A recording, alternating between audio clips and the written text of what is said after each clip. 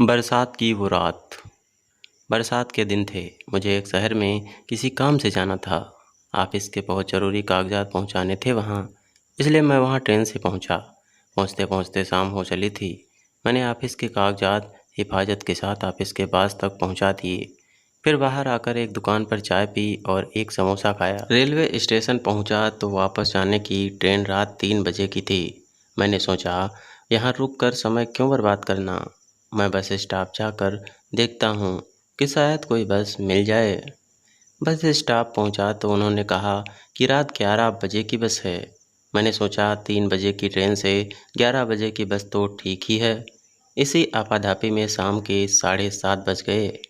मुझे बहुत भूख लग रही थी, इसलिए मैं खाना खाने के लिए एक रेस्टोरेंट ढूंढने लगा। बहुत खोजने पर बस स्टॉप से थोड़ी ही दूर पर मुझे एक छोटा सा रेस्टोरेंट दिखा।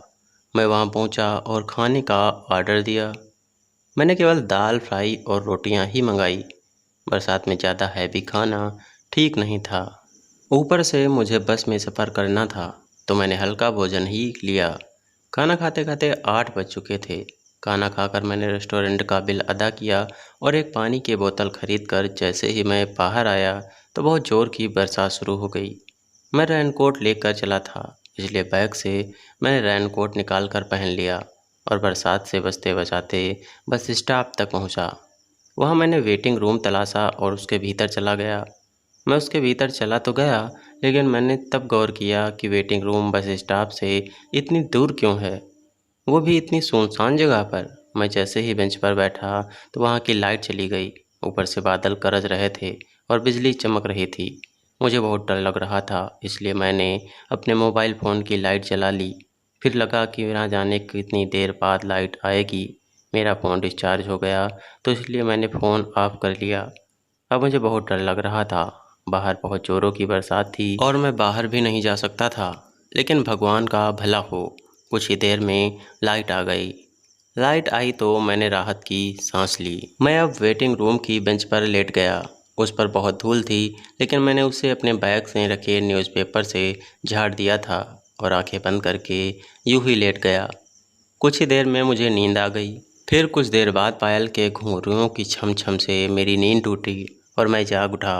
मैंने वेटिंग रूम के दरवाजे की ओर देखा तो एक लड़की सफ़ेद साड़ी में आई थी। उसने छतरी ले रखी थी।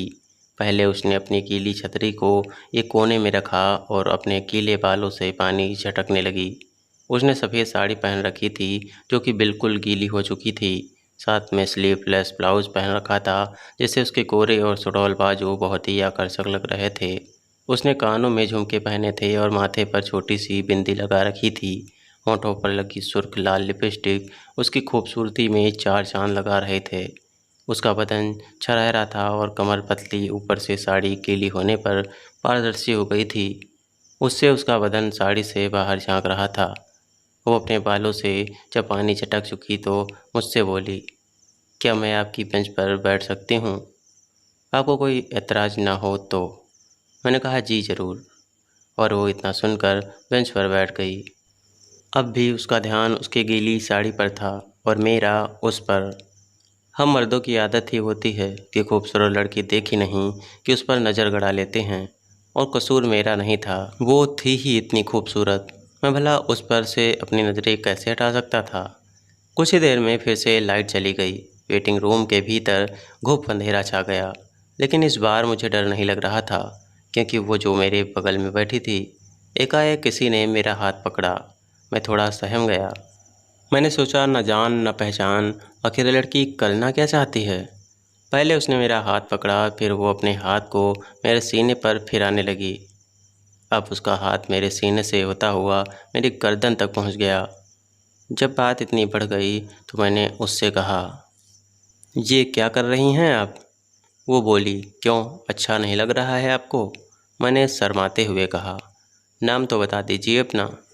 वो बोली, मैं पिशाचिनी हूँ। मैंने इतना सुना तो उसका हाथ झटक कर दूर भागा और फ़ौरन ही अपने मोबाइल की लाइट जलाई। रोशनी में देखा तो सच में वो खूबसूरत लड़की अब पिशाचिनी में तब्दील हो चुकी थी। उसकी आंखें लाल और दांत बड़े बड़े थे, और जिन होठों की खूबसूरती पर मैं मिटा था, अब उन पर खून लगा था। मैं डर के मारे थर थर काँपने लगा और तभी लाइट आई और वो पिशाचिनी गायब हो गई। अचानक ही मेरी आँख खुली तो मैंने देखा कि मैं बेंच पर लेटा हुआ हूँ और वेटिंग रूम में कोई नहीं है। तब मेरी जान में जान आई। मैं शायद कोई भयानक सपना देख रहा था।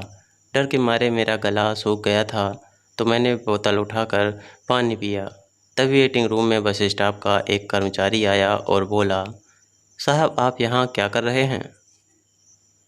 मैंने कहा मेरी बस लेट थी इसलिए यहाँ आकर आराम करने लगा। लेकिन अब ये वेटिंग रूम नहीं रहा, ये तो बहुत पुराना वेटिंग रूम है।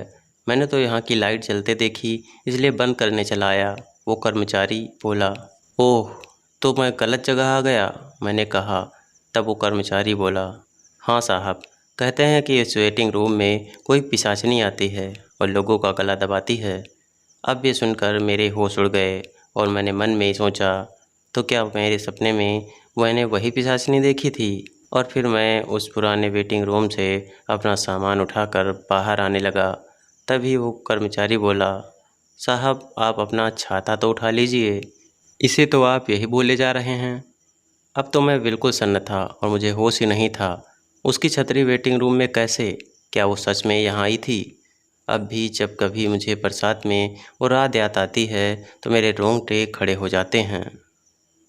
दोस्तों ये कहानी आपको कैसी लगी कमेंट में ज़रूर बताएं। अगर आपको स्टोरी सुनना अच्छा लगता है तो चैनल को सब्सक्राइब करें, दोस्तों को साथ शेयर ज़रूर करें। मिलते हैं नेक्स्ट स्टोरी के साथ। धन्यवाद।